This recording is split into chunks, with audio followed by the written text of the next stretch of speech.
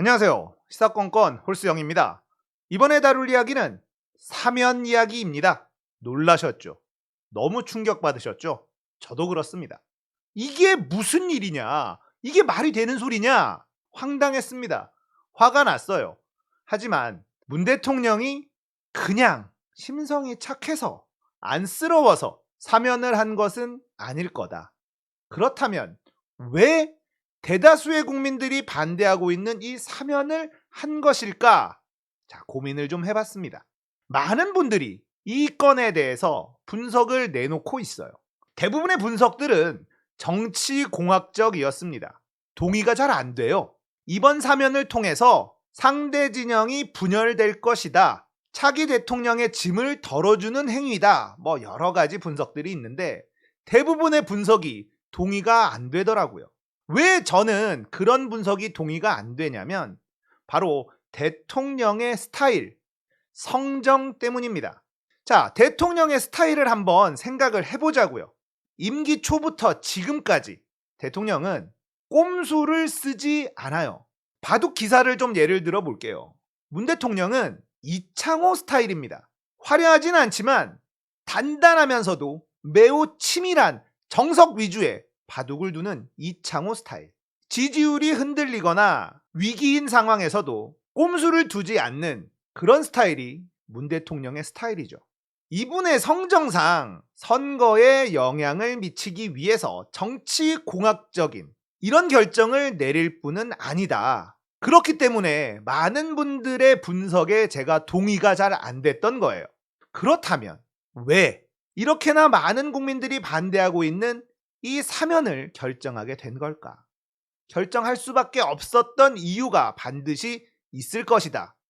여기서부터 제 고민이 출발한 거예요. 자, 다른 사람들이 했었던 분석과는 전혀 다른 저만의 분석 들려드리도록 할게요. 자, 보시면 503의 사면과 한 전 총리의 복권, 이게 동시에 이루어졌습니다. 그렇다는 건 한 전 총리의 복권이 정말 중요한 일이었다. 자, 이렇게 생각해 볼 수도 있어요. 한 전 총리의 복권만 진행이 됐다면 많은 언론들이 대통령의 사면권 남용 뭐 이런 프레임으로 엄청난 공격을 퍼부을 확률이 높죠. 그렇다면 선거에 악영향을 미칠 수도 있을 거예요. 그래서 503의 사면 카드까지 꺼낸 것은 아닐까? 여기까지 생각이 다다르게 됐습니다. 자, 그럼 왜 한 전 총리의 복권이 그렇게나 중요했을까? 이 부분을 고민해 봤습니다. 문 대통령이 남은 임기 내에 꼭 해야만 되는 일이 있다면 그게 뭘까? 도대체 그게 뭐길래 한 전 총리의 복권이 중요했으며 503의 사면 카드까지 꺼내야 될 정도로 중요하게 생각하는 그 무언가가 도대체 뭘까? 고민을 해봤습니다. 문 대통령이 가장 가슴 아픈 부분은 무엇일까? 저는 조 전 장관이 떠올랐습니다. 문재인 대통령의 가장 가슴 아픈 부분. 조 전 장관은 법무부 장관을 안 하려고 했었죠. 하지만 문 대통령이 검찰 개혁을 위해서 꼭 좀 도와달라 간청을 했고 결국 그걸 받아들였습니다. 그걸 받아들인 대가는 온 가족이 멸문지화 당할 정도로 엄청난 수모와 고통을 감당해야 했던 것이었습니다.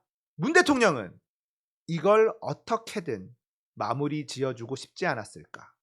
이들의 명예를 회복시켜주는 것이 임기 내에 꼭 해야 되는 일이다 라고 생각하지는 않았을까? 이런 생각을 하게 됐어요. 그렇다면 조 전 장관과 그 가족들의 명예를 회복시켜주는 것은 어디에 맞닿아 있느냐? 여기까지도 생각이 다다르게 되죠. 그건 바로 검찰 개혁입니다.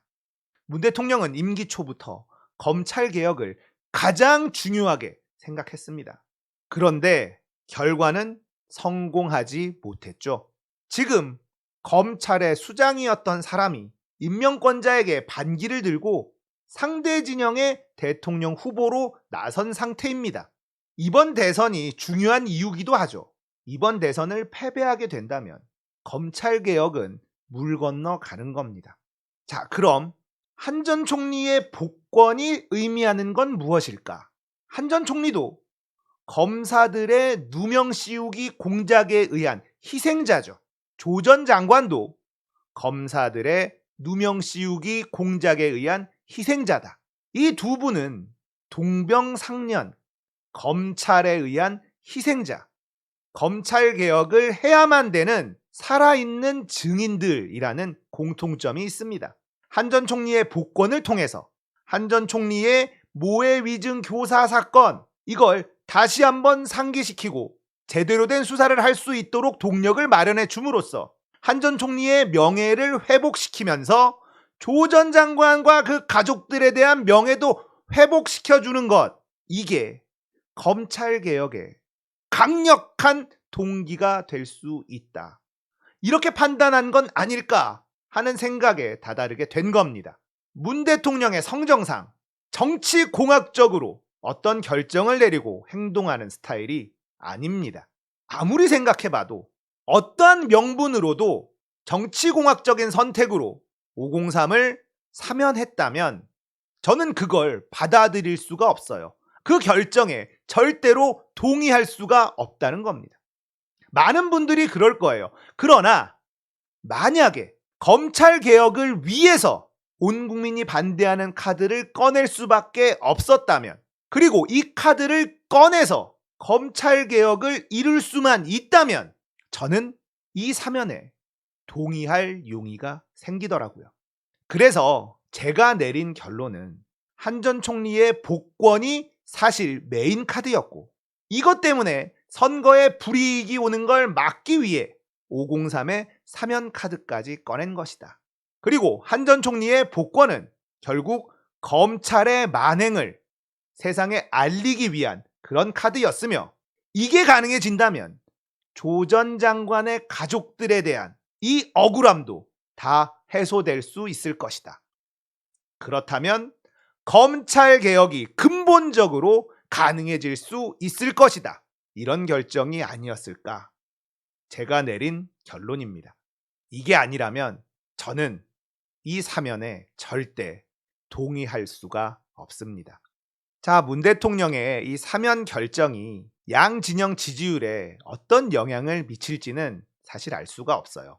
개인적으로 여권에는 크게 영향을 미칠 것 같아 보이지는 않습니다. 화가 나지만 저쪽을 찍을 수는 없는 사람들 너무 많거든요. 그리고 문 대통령에 대한 원망으로 이어지지, 이게 차기 대통령에 대한 원망으로까지 이어지지는 않을 거다. 저는 이렇게 생각하거든요. 문 대통령이 아무런 생각 없이 단순히 정치공학적인 이유만으로 이 사면 결정을 내리지는 않았을 겁니다. 저는 그렇게 확신해요. 그렇다면 검찰개혁을 위해서 이 사면 카드까지 꺼낸 것이다. 이런 결론에 다다르게 된 거예요. 제 분석이 틀릴 수도 있지만 이게 아니라면 저는 동의가 안 된다. 제 분석이 맞다면 이 사면 동의해 줄 수 있다. 제가 내린 결론은 이겁니다. 화나시고 흥분되시겠지만 조금 진정하시고 향후 어떻게 일이 전개될지 우리가 냉정하게 지켜보자고요. 오늘 이야기 여기까지예요. 공감되셨다면 구독, 좋아요, 알림 설정 부탁드릴게요. 감사합니다.